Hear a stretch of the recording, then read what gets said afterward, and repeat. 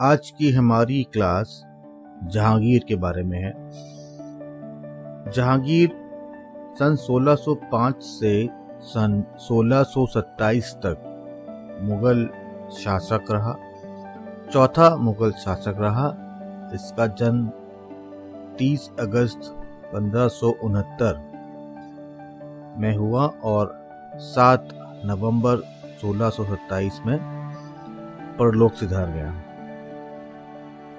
इनकी मां थी भारमल की बेटी हरकाबाई, जिसको अमूमन जोधा के नाम से बोला जाता है, और इसको अकबर ने मरियम उज़ ज़मानी की उपाधि दी थी। अकबर इसे प्यार से शेखू बाबा कहते थे। जहांगीर की कुल 20 पत्नियां थीं।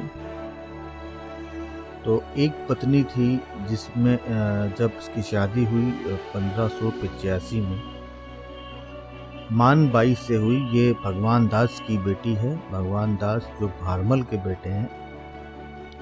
मानबाई को शाह बेगम नाम दिया गया। मानबाई का पुत्र खुसरो था। सन 1604 में मानबाई ने आत्महत्या कर ली, जहांगीर के नशे की लत के कारण और खुसरो की अनदेखी और खुसरो के साथ बुरा बर्ताव के कारण। और इनका जो समाधि है शाह बेगम या मानबाई की, वो इलाहाबाद में है। इनकी एक और पत्नी थी जिनका नाम था जगत गोसाई। इनका नाम जोधाबाई से भी फेमस है। अकबर की जो पत्नी थी जोधाबाई, इतिहास के किसी भी डॉक्यूमेंट में जोधाबाई का नाम नहीं है। हरकाबाई ही उनका नाम फेमस है। तो उदय सिंह जो मारवाड़ के राजा थे, उनकी बेटी जगत गोसाई उनकी एक और पत्नी थी। मारवाड़ आज का जो जोधपुर है उसको मारवाड़ कहते हैं। जहांगीर बहुत न्यायप्रिय आदमी था और अपने पिताजी की तरह ही थोड़ा सा उदार प्रवृत्ति का भी था। इसने लोक कल्याण के लिए 12 आदेश पारित किए। इसने लाल किले के पास, आगरा किले के पास शाह बुर्ज में से लेकर नदी किनारे तक एक न्याय की जंजीर बनाई। उसमें यह था कि कोई भी आए और उस जंजीर को खींचे तो घंटा बजता था, जिससे उसको न्याय मिलता था। जहांगीर खुद सुनवाई करता था। तो लोक कल्याण के जो 12 आदेश पारित किए थे, जो लोक कल्याण के 12 आदेश थे, वो ये थे कि तमगा नाम का एक कर हुआ करता था। तमगा, उसको वसूली पर रोक लग गई। सड़कों के किनारों में मस्जिद और कुओं का निर्माण हुआ। व्यापारियों के सामान की तलाशी उनकी इजाज़त के बगैर नहीं होनी चाहिए। किसी भी व्यक्ति के मरने के बाद उसकी संपत्ति उसके उत्तराधिकारी के अभाव में उसकी संपत्ति को सार्वजनिक निर्माण कार्य में खर्च किया जा सकता था। शराब और अन्य मादक पदार्थों की बिक्री और निर्माण पर प्रतिबंध। थोड़ा सा हास्यास्पद था, लेकिन ठीक है।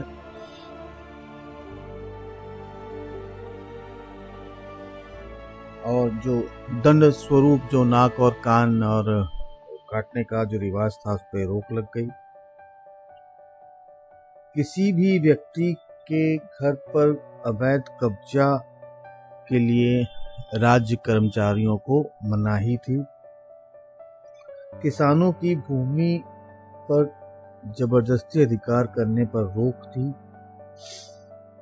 लेकिन कोई भी जागीर या सूबा बिना जहांगीर की परमिशन से आपस में शादी विवाह नहीं कर सकते थे। जैसे मान लीजिए कि मेवाड़, मारवाड़ और खानदेश या जो भी अलग अलग सूबे हैं, उनके जो घराने हैं वो आपस में शादी नहीं कर सकते थे बिना जहांगीर के परमिशन के। गरीबों के लिए अस्पताल और इलाज के लिए वैद्यों की व्यवस्था की गई। सप्ताह के 2 दिन, गुरुवार और रविवार को पशु हत्या पर रोक थी।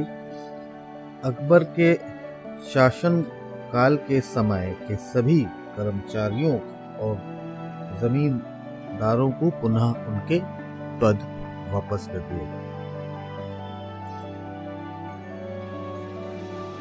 अब इसमें हम देखते हैं कि इनका जो राज्याभिषेक हुआ था वो 3 नवंबर 1605 को हुआ था और अकबर ने 21 अक्टूबर 1605 को ही अपने मरने के दिन ही इसको उत्तराधिकारी घोषित कर दिया, क्योंकि अकबर का कोई और पुत्र जीवित नहीं था।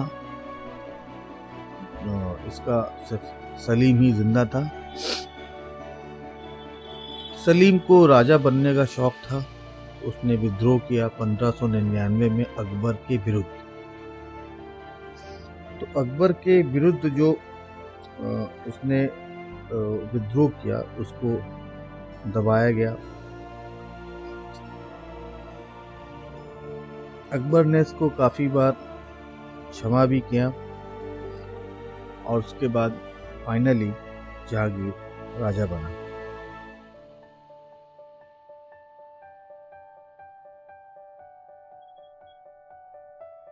अब हम इस पेज को देखते हैं,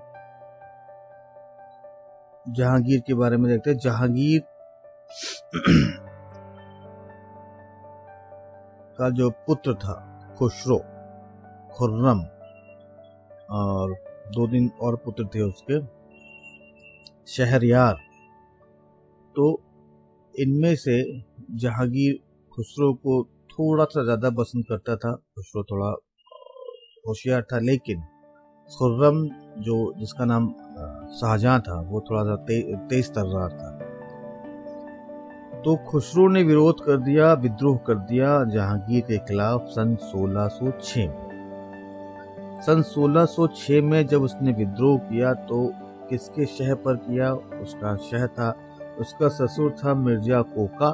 मिर्जा कोका ये वही हैं जो अतक खान के पुत्र थे। अतक खान जिसकी हत्या आदम खान ने कर दी थी और अतक खान अकबर का प्रधानमंत्री था और जो जीजी अनगा का पति भी था।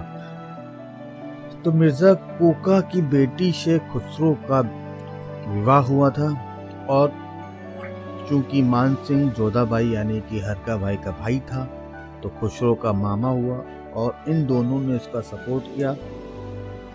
उसके बाद खुसरो और जहांगीर के बीच हैरोवल के मैदान में छोटा सा युद्ध हुआ। खुसरो बहुत जल्दी सरेंडर कर गया। खुसरो भाग गया काबुल।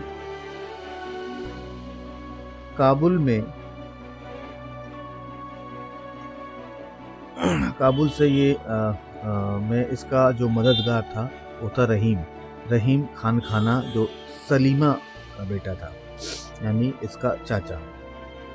काबुल में मदद की उसने, लेकिन मदद का कोई फायदा नहीं हुआ। फिर वो वहां से अमृतसर भाग गया सन 1606 में।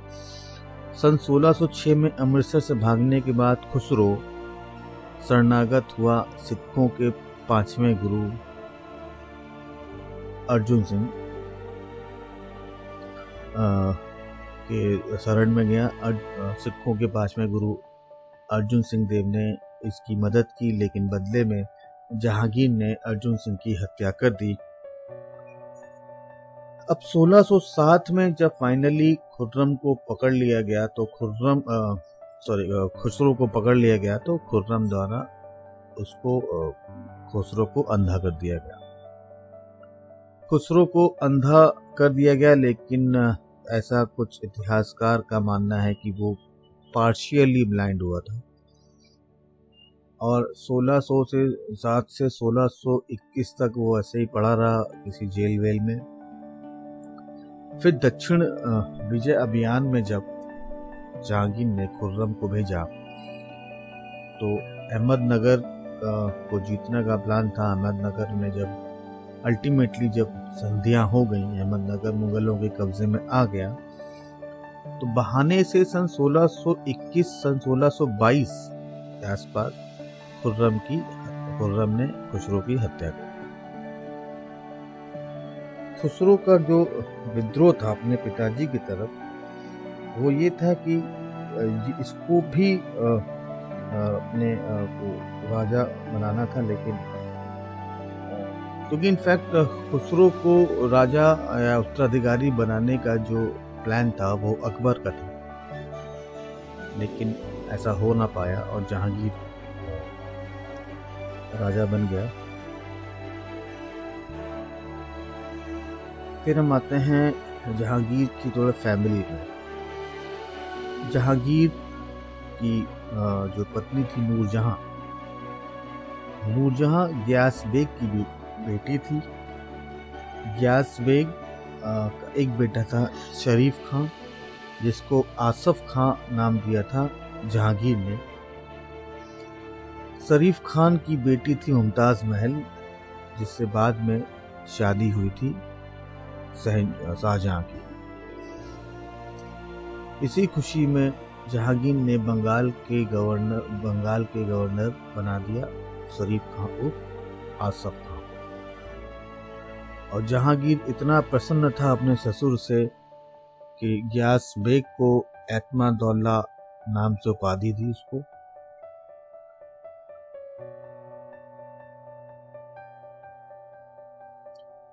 फिर हम देखेंगे जहांगीर का जो अकबर के मारे जाने के बाद जहांगीर ने शुरुआत की कांधार से। कांधार में सन 1606 से 1607 तक कांधार को जीत लिया गया। कांधार को भारत का सिंह द्वार कहा जाता था, क्योंकि कांधार से भारत में व्यापार करने के लिए रास्ते बने हुए थे।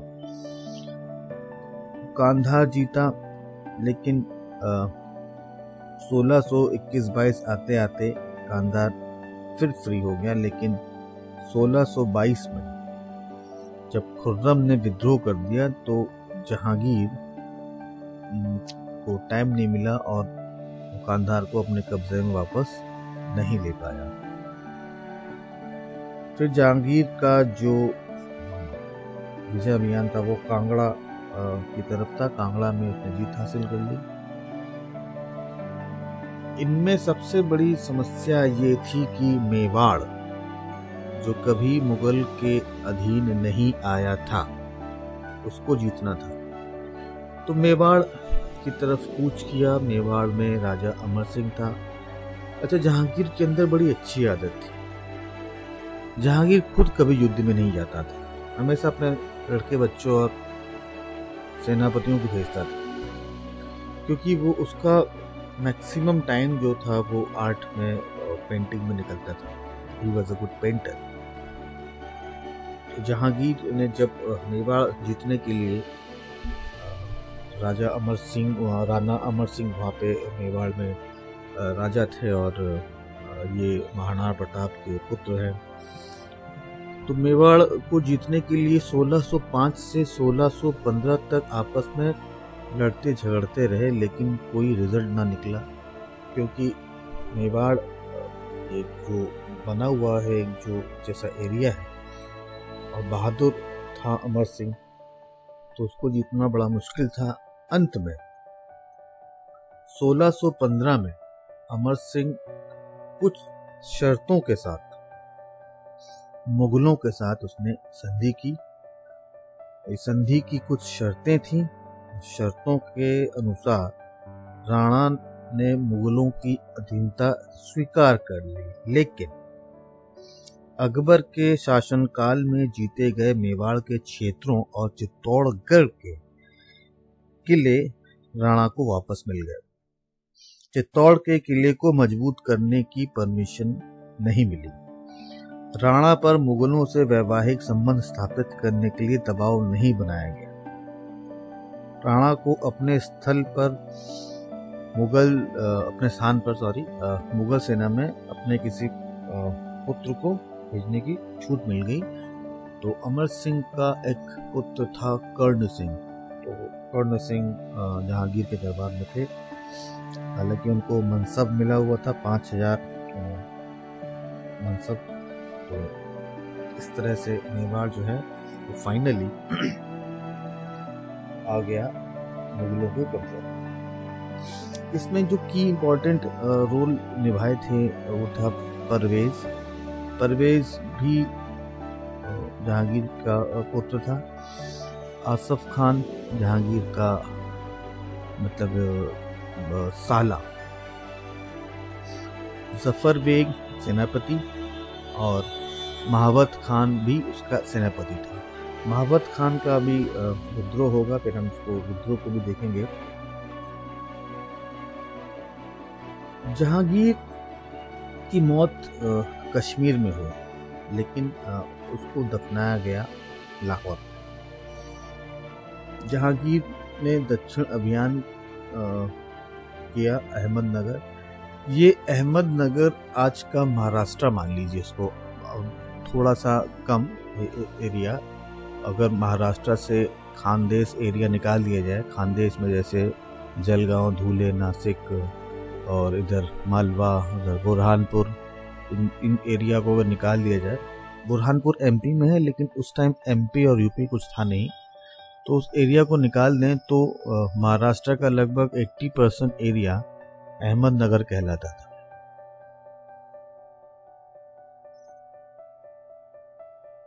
तो अहमदनगर का राजा उस टाइम था मलिक अंबर। मलिक अंबर जो था वो अबिसीनिया से आया था, एक गुलाम था, गुलाम रह चुका था वो। 1608 में रहीम मतलब जहांगीर का चचा, रहीम को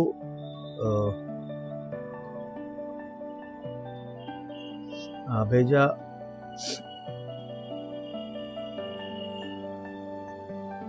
रहीम मतलब अकबर का भाई, सॉरी चचा नहीं भाई। तो रहीम को भेजा, रहीम हार गया। 1610 में आसफ खान को भेजा, वो भी हार गया। फिर 1610 में खुर्रम को भेजा। खुर्रम खुर्राट निकला और खुर्रम ने संधि करने पर मजबूर किया। तो संधि के अनुसार बालाघाट, अहमदनगर मुगलों के हो गए। जहांगीर ने खुर्रम को इस खुशी में शाहजहां नाम से उपाधि दी। उसके बाद सन 1621 में मलिक अंबर ने संधि तोड़ दी। संधि तोड़ने के बाद मुगल सेना ने पुनः हमला किया। तो अहमदनगर में बीजापुर और गोलकुंडा की सहायता मिल गई मुगलों को। बीजापुर और गोलकुंडा की सहायता मिल गई। उसके बाद फिर से संधि हुई। मलिक अंबर फिर से झुक गए, तोहफा कबूल करवा लिया और फाइनली एक संधि के साथ ये मैच खत्म हुआ। इसी बहाने खुसरो को खुर्रम अपने साथ ले गया था अहमदनगर में लड़ाई लड़ाने के लिए। मुझे पता नहीं, जब उसने आधा अंधा कर दिया था उसको, और अंधा किया भी कहाँ, उसको चांदनी चौक दिल्ली के पास उसको अंधा किया था। हाथी पर बिठाल के आगे बड़े बड़े नोकदार तलवार टाइप लगा के, और हाथी चला जा रहा था। जहाँ पे लग रही तलवार घुस रही, वहां से चोट लग रही उसको, तो इसी बीच वो अंधा हो गया था। बहरहाल वो खुसरो जब युद्ध जब समाप्त हो गया, यानी कि जब संधि समाप्त हो गई, मैच जब ड्रॉ हो गया, तो उसके बाद खुसरो की हत्या करवा दी जहांगीर। जहांगीर के रहते ही, क्योंकि जहांगीर थोड़ा सा नूरजहां के तरफ ज्यादा उसका झुकाव था, तो नूरजहां थी ईरान निवासी प्याज बेग की बेटी। उसका बेसिक नाम था मेहरुन्निसा। मेहरुन्निसा उसका नाम था। 20वीं पत्नी थी। जहांगीर साहब कैरेक्टर के बड़े स्ट्रांग थे। ओनली 20th ये 1647 को मरी। इसका कब लाहौर में है, ये मरी कैसे, जब इसको आखिरी में भेज दिया गया था इसकी पुत्री लाडली बेगम के साथ। नूरजहां की पुत्री थी लाडली बेगम, जो नूरजहां के पहले पति अली कुली बेग से थी। अली कुली बेग को शेर अफगान नाम दिया था जहांगीर ने, और इसकी मौत 1607 में हो गई थी। अकबर के मरने के 2 साल बाद। शेर अफगान नाम देने की वजह थी कि उसने एक तलवार की झटके से शेर को खत्म कर दिया था। अब जब नूरजहां विधवा हो गई, फ्री हो गई, तो जहांगीर साहब को शादी करने की सूझ गई। सन 1611 में एक त्योहार मनाते थे लोग नौरोज नाम से। तो नौरोज नाम के त्योहार में जब सलीम ने नूरजहां को देखा तो वो फ्लैट हो गया और फिर उससे शादी कर ली। अब हम आते हैं महाबत खान पे। महाबत खान का नाम था जहान खान, जो जमान खान, नुमान खान नाम से हिट थे। 1626 में विद्रोह किया। अब ये जहांगीर के साथ काम करते थे और बहुत ईमानदार प्रवृत्ति के और बहुत बहादुर थे। लेकिन और जब खुर्रम ने विद्रोह कर दिया था अपने पिताजी जहांगीर के खिलाफ, तो इसने उस विद्रोह को दबा दिया। अब जब दबा दिया तो नूरजहां को ये लगा कि अगर ये आदमी शाहजहां को पटक सकता है तो नूरजहां क्या चीज है। तो नूरजहां ने महाबत खान को रास्ते से हटाने के लिए चालें चली। इनके जो गुट था, उनके गुट में था आपके नूरजहां के गुट में था लाडली बेगम, नूरजहां की अम्मा अस्मत बेगम। ये वही अस्मत बेगम है जिन्होंने इत्र की खोज की थी। साथ में गयास बेग और आसफ खान और शहरयार में बता चुका हूँ।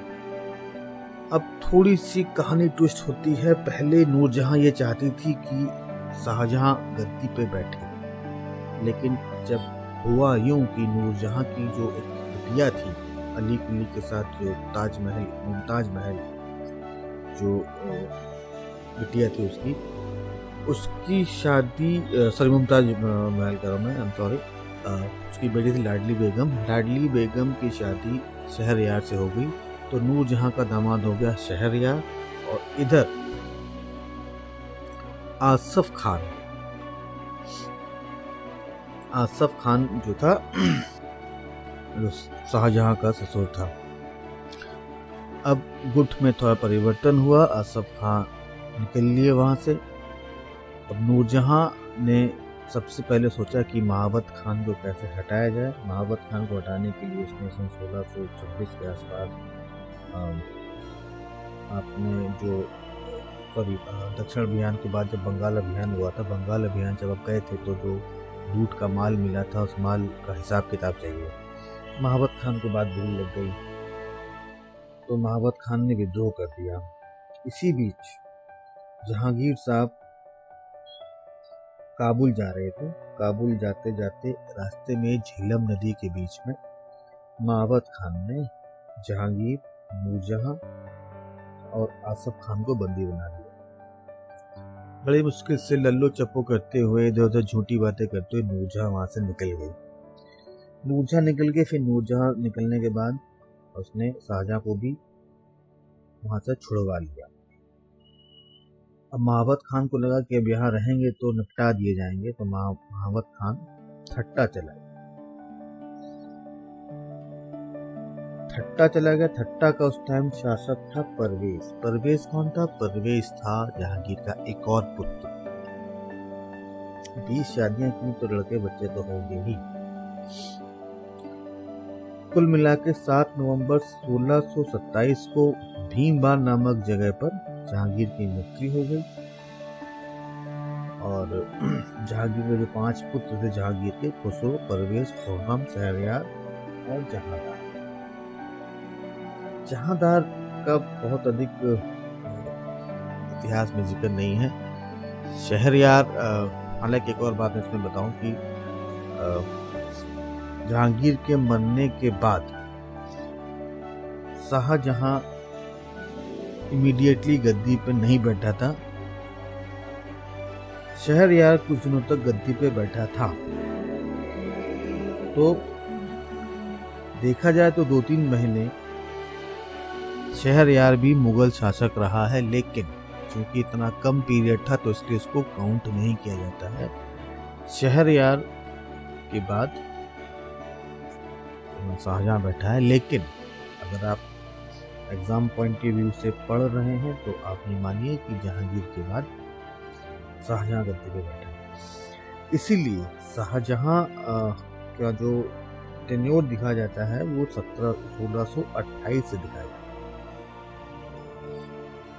1628 से 1658, जब कायदे से 1627 होना चाहिए। आखिरी के 2-3 महीने जो थे वो शहरयार के पास था। शहरयार जब जहांगीर की मौत हो गई तो लगभग 7 नवंबर 1627 से 19 जनवरी 1628 तक शहरयार रहा। लेकिन अकबर के आने के बाद, जब जो कि आसफ खान ये चाहता था कि शाहजहां बने और मुर्जा ये चाहती थी कि शहरयार बने, कुल मिला के जीत आसफ खान की हुई और 3 महीने बाद शहरयार को हटा बाहर फेंका गया और गद्दी पर बैठ गया शाहजहां, जो सन 1628 से 1658 तक रहा। तो इस प्रकार कहानी खत्म होती है हमारे जहांगीर की। जहांगीर के बाद आएंगे शाहजहां, जो हमारे अगले वीडियो में नजर आएंगे।